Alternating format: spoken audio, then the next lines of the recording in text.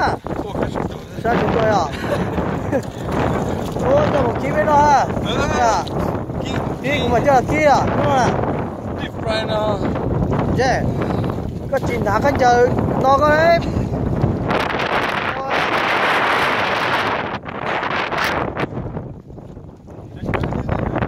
Nó cũng nhớ về nó cũng thích chuyện này à? Cú lửa nữa. À trên.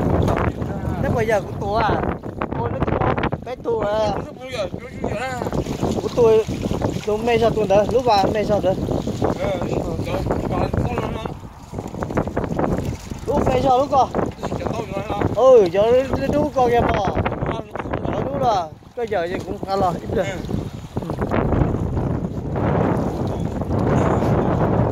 Đó, đúng rồi. Lúc nào tính con chở đấy.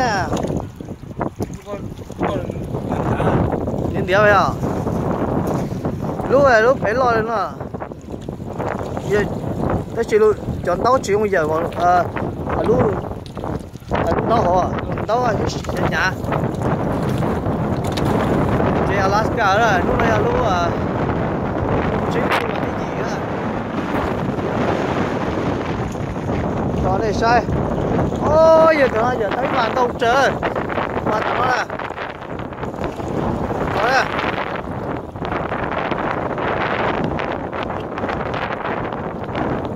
đó và nó đâu trời và nó nè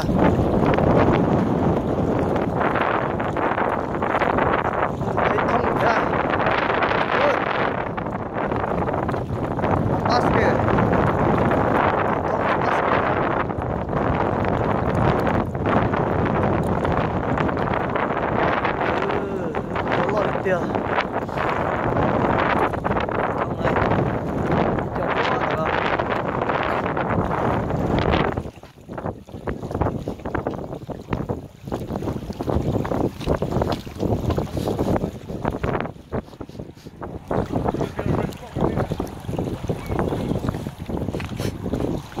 lấy chuyện cả gì thế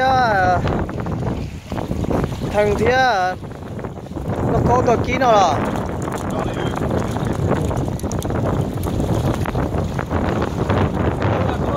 nó lo cái bia chè cũ à nó lo cái cũ à sát đầu vậy à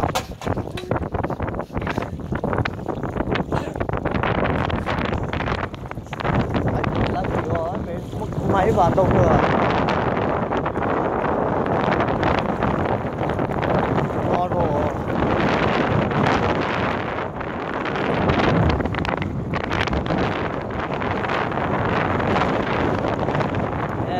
làm gì vậy mình nhớ hỏi spa không spa đây nó chơi xong à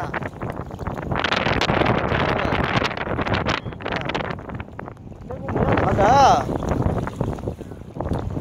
những con nhớ là thật đó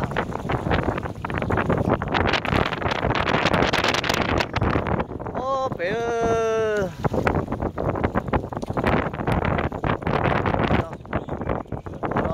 cho thắt trả li cầu nó bé tổ thắt trả li chít cho được tới lưng đó ít lưng nó bé à